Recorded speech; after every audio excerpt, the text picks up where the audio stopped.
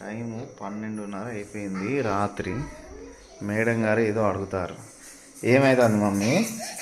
ఏమవుతుంది? ఏం కావాలి ఇప్పుడు నీకు?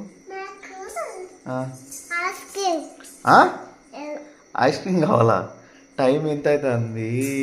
బయట చీకటి ఉన్నది. ఇప్పుడు ఎక్కడికి వెళ్ళి వస్తుంది ఐస్ క్రీమ్? ఓ పని చేస్తావా మరి? మమ్మీ ఫోన్లోకి వెళ్ళి చింటు మామ గారికి ఫోన్ చేసి అర్జెంటుగా ఐస్ క్రీమ్ కావాలి నాకు తీసుకురా అని చెప్పు. పో మరి పో. ఏంటిదిరా? ఎంత బాగుందా